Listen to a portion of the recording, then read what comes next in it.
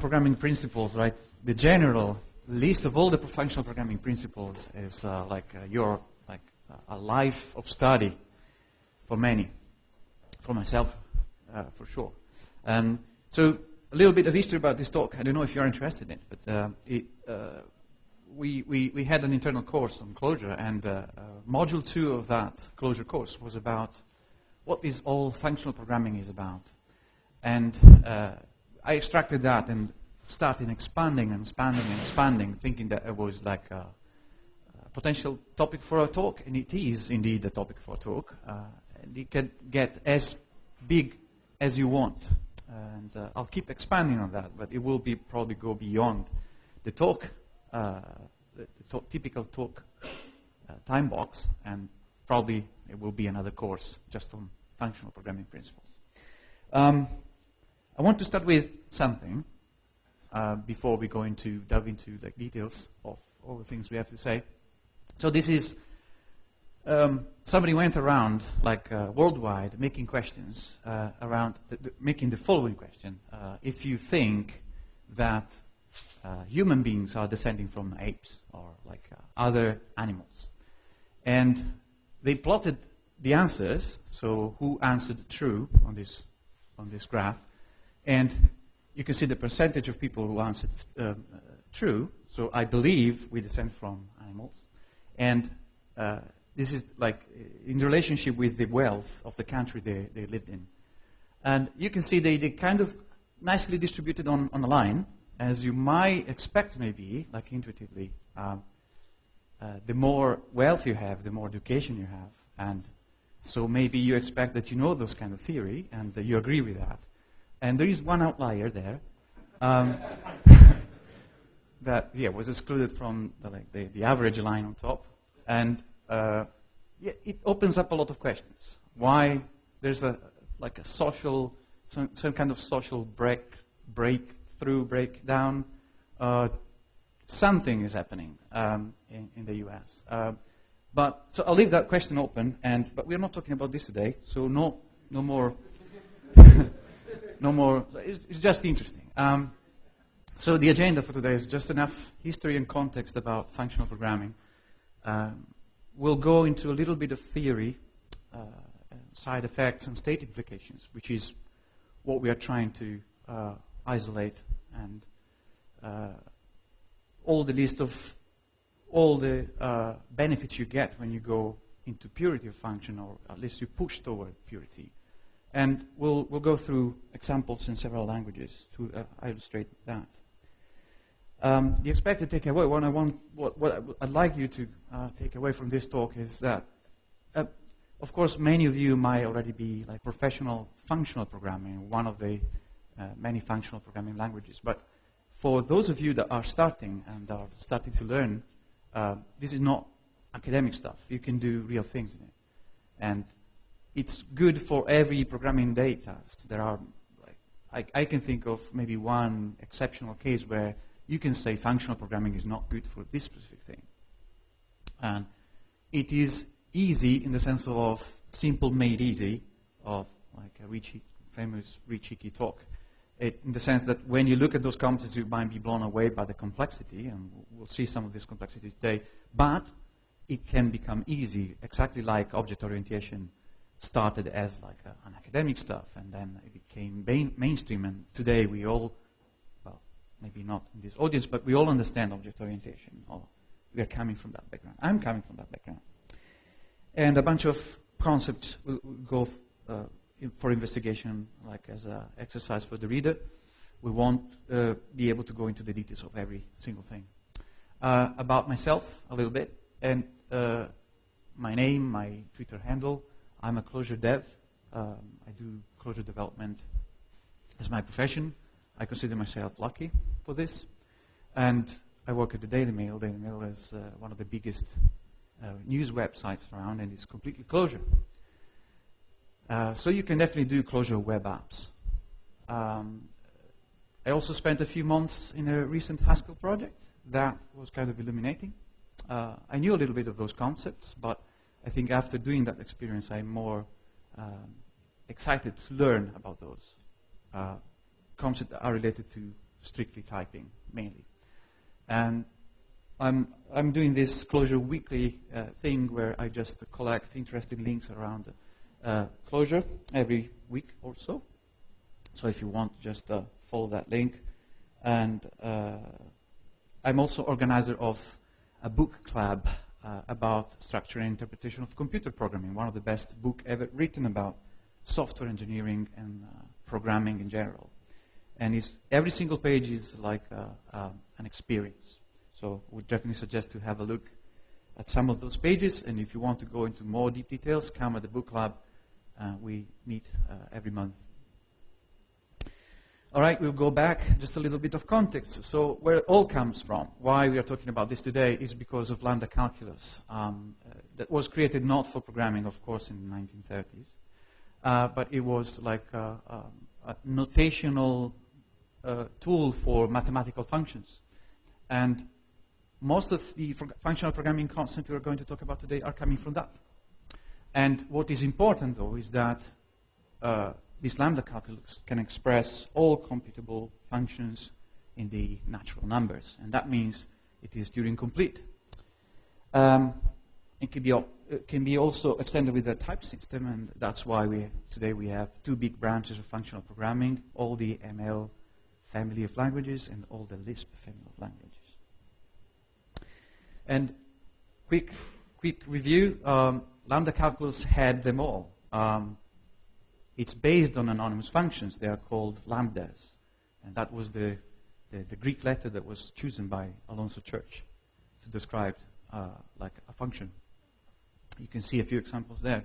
That is, for example, a lambda of one argument x, and that is multiplying x by 3, and is giving 4 if you evaluate it. You can name them. They're not just, you can give that function a name if you want. That is called uppercase f. You can have multiple parameter function, but at the end of the day, a multi-arguments parameters function is a function of an argument that returns a function of an argument that does something with those arguments. This is at least from the Lambda Calculus perspective. And then with syntactic sugar, you can then create or see a function of two arguments, but what happens underneath is always like a function returning another function, and so on if you have more than one. Of course, they are higher order. There's an example there. You are defining a function called f, and that function is taking a function that takes x, and it's invoking f 3 times on x. What is just an example. It could be the church numeral number 3. You can have recursion in Lambda Calculus. It's quite, like, it goes a little bit into more details on how you can achieve that. You need to define a couple of things because you can have that, but it was used in Lambda Calculus as well. And beta reduction is the replacement of a function that you have evaluated with its value in place of the function invocation. And as I said, it's Turing complete. So let's leave the math and let's make it a language. Let's make it a programming experience.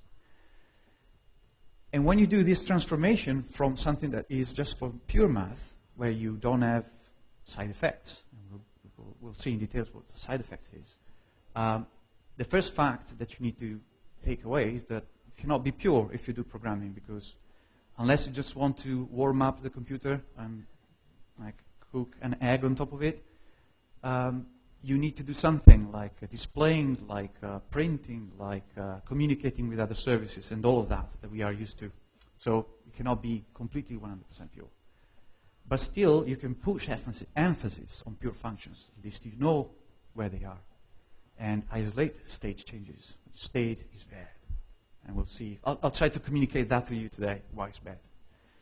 And what happens is, if you follow, like if you are inspired by the Lambda Calculus, is that you get a syntax that usually is terse and minimal. It will, if you do a programming language on top of that, you will certainly make use of higher order functions, meaning function as a first-class citizen in a language that you can pass around on other function or return from functions. And you will emphasize symbols instead of numbers, because in the early computing days, there was only numbers, there was nothing else.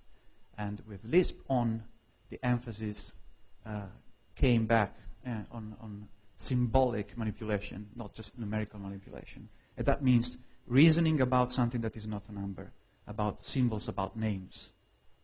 And AI was about that. Okay, a little bit more theory, then we'll go in some example. What is a side-effecting function? I just want to make sure that we all agree on what is the definition of something that is side-effecting. And it is something that, apart from, is a function, of course, and apart from the returning value of the function, it's doing some other observable effect. So if that happens, is side-effecting. That is called a side effect of the function.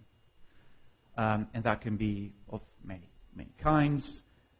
Typical I/O, like display buffer, disk sectors, TCP packets. When you have a function that is sending or making requests, other than returning like true or false for successful request, that is a side-effecting function. But also, apart from that, you can think of side-effecting function as changing state that is internal to the program, and that is variables, global or not, properties, objects. So depending on the paradigm, you have all these flavors.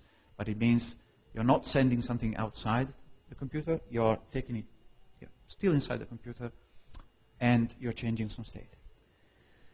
When you take it to the next level and you do side effect programming, meaning that you are explicitly use state changes to do your program. So your program is dependent on some state in order to achieve some result. So you need those globals, you need those variables to be in a specific state for your program to behave correctly. So when you use it as like to model your business logic. And when you do that, those functions become dependent on time, because if you have a state change that needs to be there, we are just explicitly saying that the order of the evaluation of those functions is going to be dependent on what was there before. Also, reading and writing of values will be dependent on time. What that creates is an increase on what is called incidental complexity. And what is the meaning of this incidental? So it's anything, any complexity, any problem that you need to solve in the application that you're writing that doesn't have to do with the business that you're trying to solve. So if we are talking about data abstractions that you need to build, we are talking about potential duplication in code that you need to have because you're doing some kind of maybe microservice without sharing libraries. It could be just the amount of lines of code and the shared state, and because you need to keep in mind where the state is when you do informal reasoning about your program. And in general, the complexity of flow in controlling statements. So loops, conditionals, all mixed up. They contribute to, they can contribute to an increase in incidental complexity. And why it is important that you keep this incidental complexity down, the level of incidental complexity down, because it's all about that. When you do programming, when you're trying to solve a problem, informal reasoning is a fundamental part. And for informal reasoning about a program, I mean any reasoning that is not generated, is not automated by an mathematical proof. Because you can call instead formal reasoning languages like Coq or Idris and a few others that are trying to put mathematical correctness in the program, so when the compiler runs, you have a mathematical proof that what you wrote is exact. I'm not saying that is bad. I'm just saying that I'm just making a distinction between what is informal reasoning, and compared to that, informal reasoning is just looking at your program, trying to understand what it does, and of course, if you have state, if you have complexities, incidental complexities, it becomes uneasy to reason about. And it's all about that when you do like everyday programming. It becomes problematic to test. Again, this is in relationship with state. If you have state and you have to test, you need to know at which stage of the computation you are testing, so you can prepare that state as the setup, and you can test against it. But you need to know it. When you have state, it's also and you have concurrency, it often pushes toward locking-based concurrency instead of other kind of concurrency that are common in functional languages. And I can mention like compare and swap semantics. It's one of those optimistic concurrency semantics that is widely used in functional languages. Software transactional memory enclosure is heavily based on that. When you have state and you have like state-based programming, like in object-oriented programming, you also have this interesting problem of object identity, where in order to understand if an object that from your point of view is an entity in the system is the same as another object, you have to define this concept of identity. For example, in Java, this in practical term in Java is when you are forced to implement hash code and equals on objects when you want to use them as identity in hash maps, for example. Then you have, of course, frameworks that are taking advantage on that, like and in giving you a way to quickly generate those functions in order for you to determine what the identity of the object is. And this is generated by the fact that you're handling state, and so you need to tell the programming language, the compiler, what is the definition for identity. And of course, like boilerplate is what you might probably experience when incidental complexity is high. I'm trying to transmit you a little bit of why incidental complexity is bad and why state is related to that. And what you get instead when you push toward pure functions is a series of these facts. It seems very like specific, but they have huge consequences. When you have a pure function, there are a few things you can be sure of. If it's pure, the output can all be influenced by the parameters. Of course, there's no state to be prepared. There are no side effects or something that is read from the outside world. And results don't depend on the order of evaluation. We saw that there is a dependency in time as soon as you touch state. This has a nice consequence that the compiler can do any optimization on that and can decide not to evaluate the function until some other point where it is much more cheaper to do so. Of course, the same output is always returned for the same parameters because there's no other way to influence the function to do otherwise. If there are changes to the parameters you're passing in, those changes cannot be seen outside because that would be like a side effect again. And so if you have a pure function, you will get also that. More formally, we are talking about these concepts in functional programming. Laziness, when you remove the temporal dependency. Immutable data structure, when you say that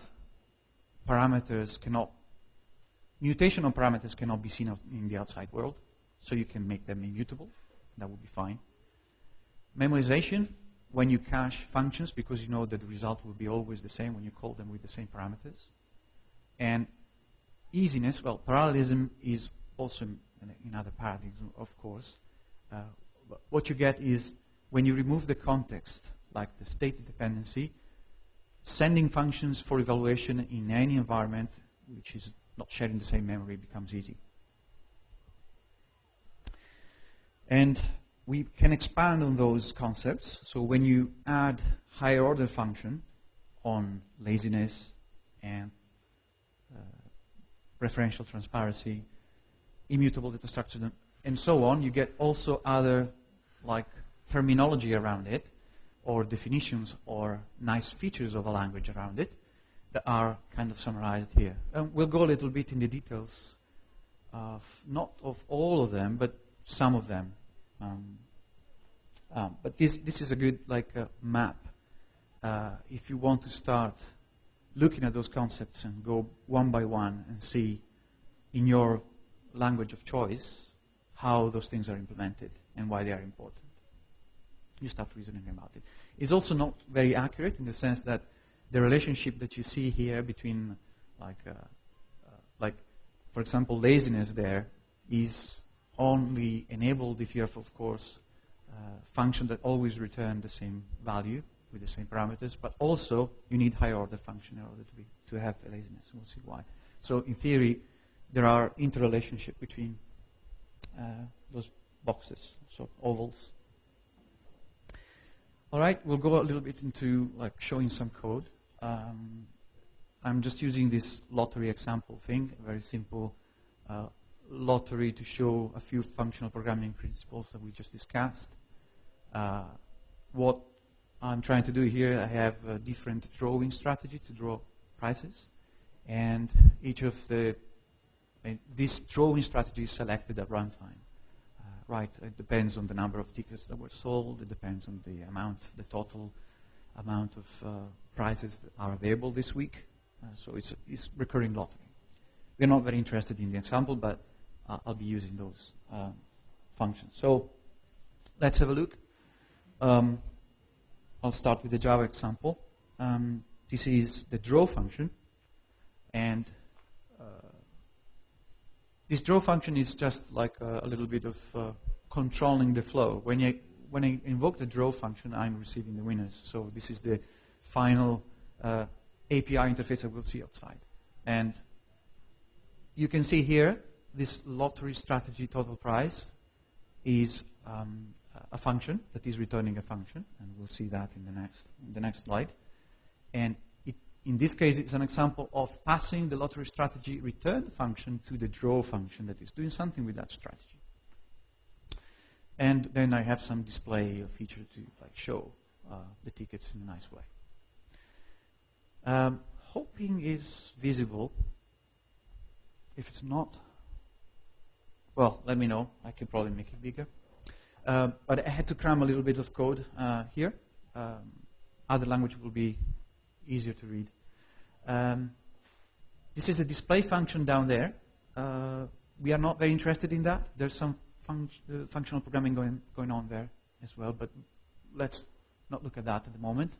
The draw function is what is receiving the strategy. How do we draw prizes this week, kind of thing. And it's receiving it, and it is invoking it. It is that algorithm.apply of take 3. My simple example here is just grabbing the first 3 tickets, and it is asking the algorithm to apply prices to those 3 tickets. And finally, we have the lottery strategy down here. Lottery strategy is a selector based on a very simple computation about what function I should return. So it's an example of a function returning a function. And what I'm trying to illustrate is, of course, high-order functions, in this case, in a language that is not Lambda Calculus.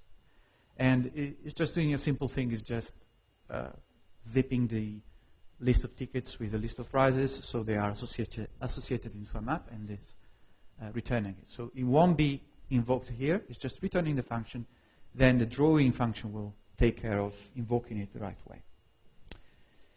Same thing in Haskell. We have at the bottom the total price. Where is it? I wanted to find the draw function. Oh, here it is. So the second one from the bottom is again the draw function. Results is just taking the display of the draw function. Again, we have a lottery strategy based on total prices that you can see there at the top. And it is doing the same kind of selection with guarded pattern matching. So if it's more than 100, the total price, and then I'm selecting this strategy. And if it's less, I'll be giving everyone the same amount. Very stupid, but it's just for this illustrating the example. What to be noticed here is, again, the way Haskell is returning a function. That's a lambda. Nothing very different. How you pass down a function? Well, the same as in Java. And accepting and invoking a function is just the same again, but it's a little terse in the amount of code you need to write. Another example, same thing in Clojure. You have, again, the draw function that is, the results function that is invoking the draw function, is asking the draw function to take this function. Sorry for too many repetition of function. Maybe let's start from the top. Lottery strategy again. It's easy to see the conditional there. I'm returning a function. I'm using the syntactic sugar that I have available in Clojure. And this function is returned there at the bottom here. And it's passed down to the draw. So passing down a function to the draw function there. Second from the bottom. Taking the function and actually invoking it. So lottery, take 3 of the tickets. And you're done. And there's an example of what you get at the bottom. It's not very visible, but it's also not important. Let's look at some other functional programming concept. Laziness. So laziness, well, definition of laziness is, of course, being able to defer the evaluation of a function at some later point. That is the definition. In order to have that, you need higher order function. What can happen is that your language understands that and implicitly do that for you, or you have to do it explicitly. Those are the 2 big approaches to laziness that I know of. Those are a few examples of a way to take 100 elements from a list of integers, of even numbers. Another aspect of laziness, when you can defer the evaluation, has to do with the fact that you can, there are no problems in having infinitely recursive functions. This is one property that you get, because if the function doesn't need to be invoked right away, then fantastic, you can invoke yourself as many times as you want, and there will be something else determining when and how many times this should happen. I have an example because it's not very easy to explain. So here we go. You can see here, okay, so what is this? Is in this lottery thingy, this is the big, great service that I'm invoking when I want to generate the tickets numbers that I need to print. So it's a random generator of tickets numbers. At the bottom there, you can see what's happening, in which way it is happening in Java. Unfortunately, I cannot show you a function that invokes itself in Java, because that will generate, if I don't do anything, it will generate an infinite loop as soon as I call it. It will blow the stack. But, and I'm also not using, I'm not making this explicit. It will be explicit in the next example. But inside that stream generate, that is taking a lambda, there is something that is invoking your lambda in a recursive way, but is wrapping it in a suspension thing that will only be executed when it's needed. It will be clear in the next example, a little more in Clojure or Haskell. And then that's it. In next ticket is just the generation logic we might skip. I wanted to show you a little bit of this. Oh, sorry. Let me check. Next ticket. Yeah, all right. Just a little bit of the generation logic. It's taking like all the letters of the alphabet and it's doing this random shuffle. And it's taking a few of them, as much as you need for the ticket. In this case, only 3. Only 2? I think only 2. Yeah, just noticing that I had to do this. Is not the only way you can do this in Java, so there are ways to avoid in-place mutation, like in this case. But if you don't pay attention, you might have this. And you can have, at this point, you might have a question like, is shuffle a pure function or not? I think about it. And ask me later. Infinite stream enclosure. So in this case, you see a little better what's going on, because I'm making that explicit. I'm not using the iterate function that is in the standard library. So as you can see there, that ticket gen is invoking itself down there. So it's taking the next ticket, it's creating a list, and it's adding the next ticket to the beginning of the list, and then it's invoking itself to get the next ticket. So if you do that without prepending that lazy seek, this will recur in an infinite loop and will blow the stack.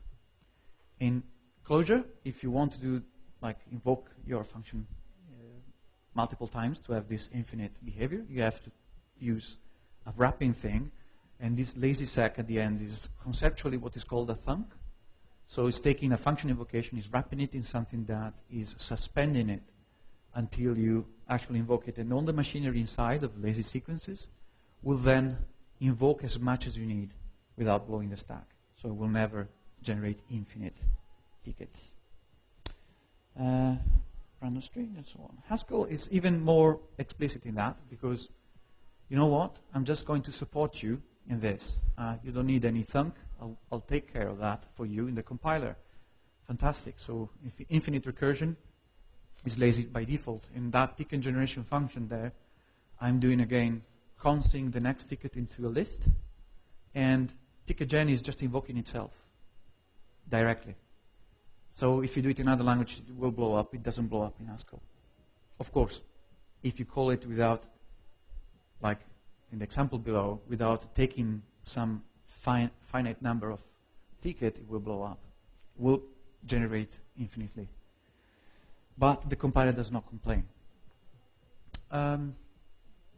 Anything else to notice? I would say no. We have probably much more to cover. How lazy can you get? So I was talking that you saw a little bit of differences in languages here about laziness. Clojure is not strictly lazy. It will evaluate function arguments, for example. Haskell is totally lazy unless you ask Haskell to be strict. Java is more or less the same kind of laziness of Clojure, but it's only enabled. Either you code it yourself, or if you need a lazy collection of things, you need streams, which is not bad. Immutability. So we briefly touched on that, and we said that in pure functions, you can be sure that the parameters you pass in a function, they won't be mutated. If they are mutated, the function is not pure. So why not making it a concept in the language and having immutable data structures? So you're sure that they're not going to be changed, and these changes, unless you need them, they won't be like side-effecting changes out of a function. So in languages like Clojure and Haskell, standard data structures are immutable by default, so you don't need to do anything specific. In Java, you need to be a little more careful. You need to ask a list to be unmodifiable, and also in that case, it's just preventing you to call modification functions on top of the list. But it is an immutable list in that sense, but you cannot add something on an immutable list and obtain another immutable list like you do in other languages. And since it's a mutation by copy, it might be very well inefficient if you don't do anything, and that's why when there is immutability, is usually used along with persistence. Persistence not in the sense of hibernate object persistency, but in the sense of collections that are retaining their history, all the versions, all the changes that you made. When you do that, you have structural sharing, and copying every time is not anymore a problem. Persistent data structures are default in Clojure Haskell, which are the two languages I'm talking about today. In terms of the three languages, but the two that supports core data structures with immutability and persistencies are Haskell and Clojure. And with Java, you have a little more trouble, although you can achieve similar effects by paying attention. What is persistency, then, is just this possibility that you have to have a mutable-like interface to something that is not mutable. And in order to achieve that, of course, this interface implementation called persistency needs to do sharing of data structures inside, and so you're never going to do mutation in place. How does it work? It's a little bit like this. Everything becomes a tree. So you can see here two lists, two vectors, one of 7 elements, one of 10 elements. You have 0, 1, 2, 3, 4, 5, 6 in the first, and you have 1, 2, 3, 4, 5, 6, up to 9 in the second. How do you know that? Because you're doing a depth first traversal of the tree, starting from one root, and then you do it again from that root. You'll get exactly those two collections. But as you can see here, if you organize them in a tree like this, you can obtain those two collections with partial sharing. Only 6 is being duplicated here, not the entire thing. And this is the principle, the way persistent vectors work in Clojure and in data.map in Haskell. And there are ways to use them in Java as well. And the second line there, persistent hashmap.empty assoc, is because Clojure is implemented in Java still, until it is implemented in Java. You can use directly some of the Clojure core internals from Java quite easily, and have persistent data structures. There's a library for that as well. Memoization, we're toward the end. I'm going to destroy everybody's brain, maybe. Memoization is just caching when it is applied to pure functions. Since what properties do you have when you have that? Well, you use parameters as the key, and the other thing is pure function never expires. So, of course, you need to pay attention to your memory, but you don't need to refresh them periodically, for example. So it's not exactly a cache as we usually talk about. And so that's why it gets its own fancy memoization name.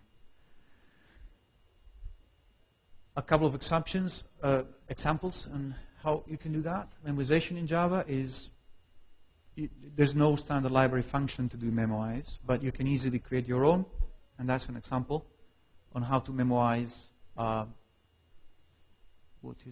sum of two numbers in this case. So when you apply the first time, you will get, if you apply it on 100, no problems. If you apply it on 10 million items, it will take a few seconds, but the second time will be immediate because the memoization is happening in the concurrent hash map at the top. This is implicit in Haskell or Clojure in the sense that they offer standard library facilities to do this, and so you get this fancy memoize, or not fancy, very simple memoize function. You have your function, you want to memoize it, so you just create a wrapper on top of that, and you memoize it, and from that point on, you can use the memoized version of it. It's very similar in Clojure. You call memoize, and you can see there like the big reducing function reducing 10 million items. The second time, you don't see it here, but I can show you later if you want that it's taking milliseconds at the second time. Currying and composition are the next two things we are having a quick look around, so we are not showing any more bigger examples. So currying is, I think the best definition is a language feature, and it's that language feature where your language understands when you want to call a function with less than the arguments that function requires. How that can be possible? Well, if you look at Lambda Calculus, that was there since the beginning, right? Everything was, a function of two arguments was always a function of one argument, returning a function of another argument, doing the computation, A plus B, for example. So modern languages are just taking that that concept in mind, and they are providing you with two ways of having this effect in the language. And at the top you see closure. Sorry, at the top you see Haskell. At the bottom you see closure. Haskell is more advanced, if you want, in this, because it doesn't require you any explicit partial application. And indeed, when your language does not support carrying implicitly, you need to express it with what is called, what is defined as partial application. And what it is just that you need, in order to have a function that normally takes 2 arguments to take less than those, you need to use partial explicitly. Why this is important, you might ask? Well, it's all, again, this is mainly about expressiveness in the language.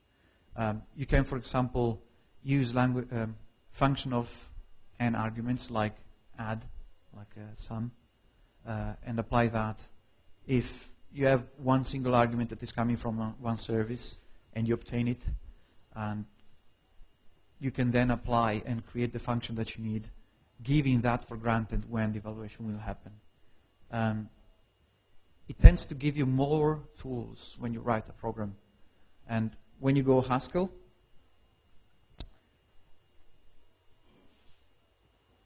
when you go Haskell with currying, you won't need any partial invocation. So it's Haskell will understand if you call a function without any arguments that that function is a curried function, and will do all the plumbing inside to return a function of a function of a function of a function as many times as you need. When you have that, you can easily compose functions and reuse them as like composition of things, as pipeline of things in multiple places. So currying, along with, I would say, laziness, they're pushing you in functional program toward data pipeline processing more than anything else. An example of like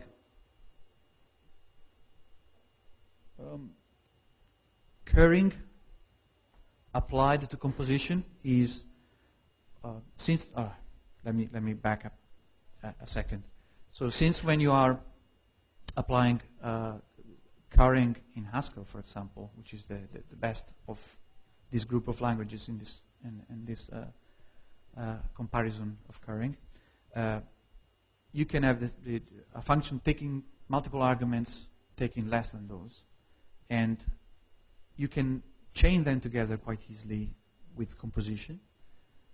So if you see that you're doing this pipeline of data processing in multiple places, and this processing is happening, and you want to share it, the only thing you don't need a library, you don't need a framework, you just extract the composition of those functions into like some variable that you use, that you can reuse. And if the language supports currying like Haskell and composition like Haskell with a single dot, this becomes very easy to read and pushes you toward what is called points-free composition. And there's a reason why it's called points-free. It has to do with category theory, but I don't want to go there because it contains more points, dots. But it's called point-free with more dots, and it pushes toward you having functions that are just composition of other functions. You can do that in Clojure, you can do that in Java as well. But if the language supports you in that, you will be more free and more happy to use it. I went quite fast toward the end because we are at the end of our time. I want to have like 5 minutes of questions if you have them. The last bit I want to talk about is easiness of parallelization. I have a single example in Clojure. It's very similar in the other languages. So as I said, when you don't have context around it, you don't have state to carry around, during parallelization is really one letter away, or one very small things away, and literally for Clojure is one letter away. And this is one example of parallelization you can do out of the box with a standard library. Calling pmap instead of map will take your collection, split them, and take every single application of a function on elements of the collection into a separate core, or if, in this case only separate core. You can go fancier than that and go separate processes. but not with the standard library functions. Other functional programming idioms we won't be able to see today, and leaving here in the slide as an exercise for you. What I want, unless you are a professional, some language X developer, or even if you are, try to see other languages how are solving those problems. Try to understand what this name means and in which way it is helping your daily programming, making terse, more concise, expressive functions and applications. I'm toward the end. I was supposed to mention we were hiring. I think it was on the slide, but I forgot, and this is why I have another slide here. So we are always hiring at the main line. So if you want to do serious functional programming these days, there are not a lot of places you can do that. And the mail online is one of those. So come speak to me if you're interested in that. Don't forget the Structural Interpretation of Computer Programming study group. That is a very interesting book. And these are a few resources you might have a look at. Out of the tar pit is probably one thing you want to take on a lazy Sunday afternoon, maybe on the deck with some sun, and have a nice read of that paper. That's all. Thank you very much.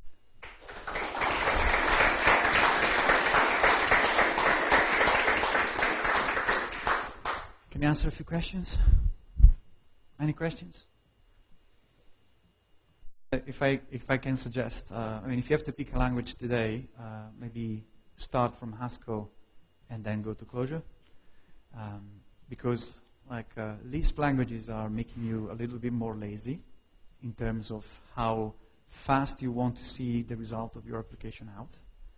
And when you go to Haskell, that forces you to think way more. It's not bad. It all depends on the context and the application.